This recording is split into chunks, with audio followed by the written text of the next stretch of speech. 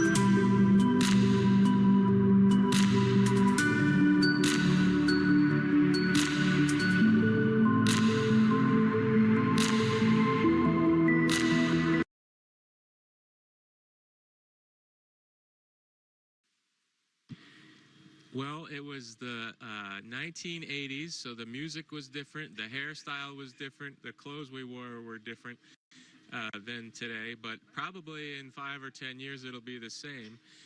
And in school, I was just like you, probably all of you there. I tried my best. I didn't always succeed, didn't always do well, but I put my best effort into school. Math and science were kind of my favorite subject. I didn't really like English in reading too much, but I've since grown out of that, and I enjoy reading now. And I played a lot of sports. And all of that happened in a little town called York, Maine, across the United States from where we're talking to you right now. Hello, my name is Steve Owen. I'm a teacher here at Riverside Prep. I'd like to ask you about the stress associated with the long periods in the space station. I'd like to ask Karen, what is the training that you get to cope with that stress and related psychological issues?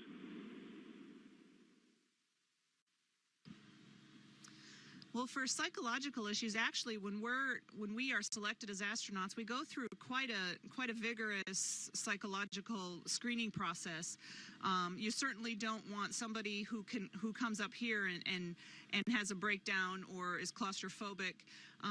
But also, we have, well, like Chris's background as a Navy SEAL and Luca's background as a test pilot clearly prepare them for high-stress situations. I could also argue that going through the process of getting a PhD can be a high-stress thing as well. And so, generally, when people get to the point where they're applying for this job, they've been through several things in their life that are high stress, and have proven that they can handle it and that they can get through it. And then also, once we start as an astronaut, for me, who did not have a flying background or have the military background where maybe I was put under some of that stress in a very critical situation, we started flying T-38s.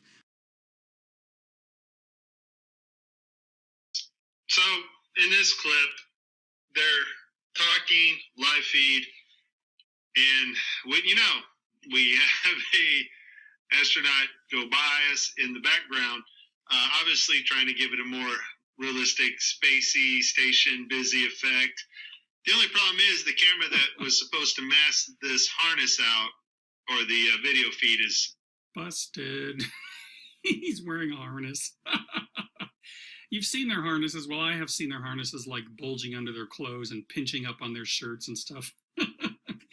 But here the technology isn't doing its job, and it's not masking the harness. Also, there's something weird on his knee here. Working. And so we see the guy come flying along in a harness on his wires. Pretty amazing. But that's not all that goes wrong here.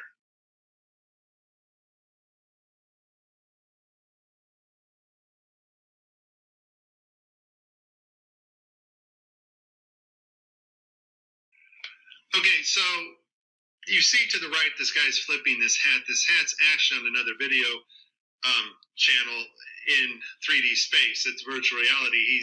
They're wearing augmented contact lenses so that they can interact with these 3D objects. Now, in this scene, So here it is.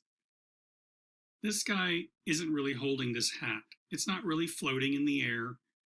They're both on harnesses dangling here. They are wearing contact lenses that through which they can see these objects. I'm just, going over it one more time. He just explained all this, but I want to make sure everybody understands. They're seeing this, and through the technology, we are also able to see it on their film. They can even do this live. I'm not sure how that all connects in, but this video is proving to you once and for all that they are frauds. Watch the guy in the green shirt here. He is supposed to be clutching something out of the air and putting it down over here. Watch. the guy on the left in the green shirt, he thinks he sees an object in 3D space that's being broadcast to him. So he grabs it and he puts it off to the side. He's looking straight ahead because he's looking at an object rotating in front of him. But the video channel is down that is supposed to show the viewers what we're supposed to see. And so we don't actually get to see the object that he is seeing. And I would just sum this up as a very terrible, bad, horrible day for NASA. It is a very, very horrible day for NASA. Oh my God, people. Share this with everybody, please. Share Matt's video, share my video, share Mike Helmick's video. I don't care whose video you share. Just show everybody this nonsense. Take a listen. I'd go to the moon in a nanosecond. The problem is we don't have the technology to do that anymore. We used to, but we destroyed that technology, and it's a painful process to build it back again. But going to Mars should be one of the next series of steps that humans do. The first step should be going back to the moon for a number of technical reasons and exploration reasons, and then after that, Mars, maybe high orbit in Venus atmosphere, maybe going to Europa. There's all kinds of targets to go to, places of interest in our solar system. The only limit to human future is in our own imaginations. The seat, and they got ready to go, and we cleared him to go, and then he took and pushed off from the seat. Getting my feet out. I think I'm dragging a little bit, so I don't want to fire the gun yet. Okay, I'm separated from the spacecraft. Ed White is flying at 17,000 miles per hour, 200 miles above the Earth. Okay, I'm out. If the spacesuit fails, the difference...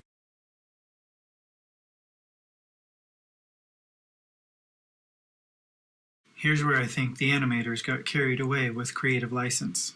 The astronauts' helmets don't swivel. They're fixed to an airtight ring base, which is sewn to nearly 1/4 of an inch of multiply fabric, nylon, and mylar.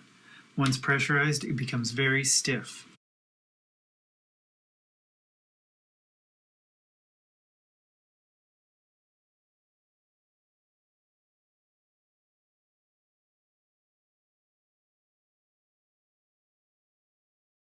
And what comes after the International Space Station once its mission is over? How do we ensure the presence of humans in space?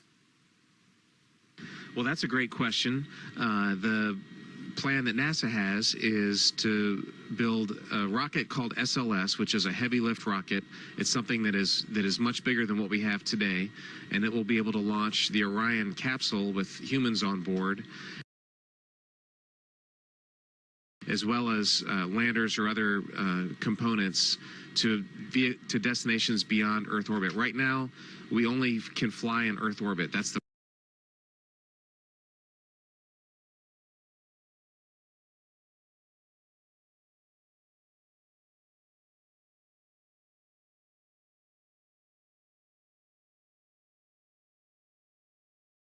we only can fly in Earth orbit. That's the farthest that we can go. And this new system that we're building is going to allow us to go beyond and hopefully take humans into the solar system to explore. So the moon, Mars, asteroids, there's a lot of destinations that we could go to.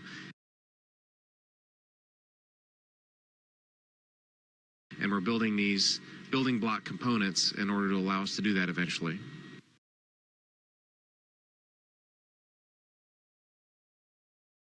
Passes over the Indian Ocean, we lose communication.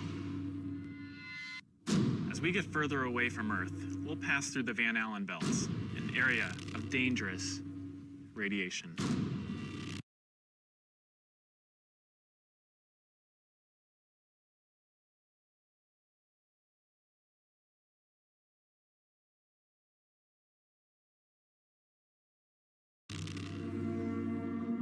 Radiation like this could harm the guidance systems, onboard computers, or other electronics on Orion. Naturally, we have to pass through this danger zone twice, once up and once back.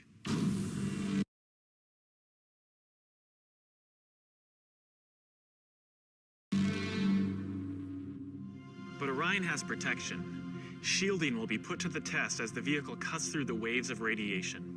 Sensors aboard will record radiation levels for scientists to study. We must solve these challenges before we send people through this region of space.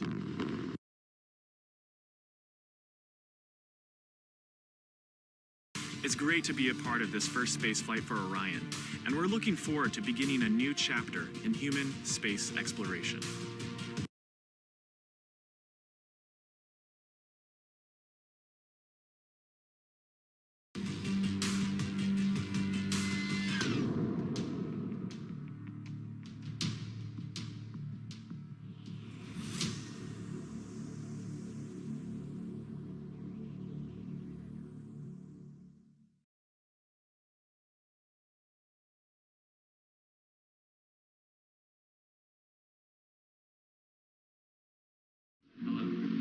Been here once before. Nice to meet you. Good, how are you? Pleasure to meet you, sir. Welcome to MCC. Thank you. Awesome. Love that picture. That's called the cupola, which is one of the windows we have. And that's a picture of Washington, D.C.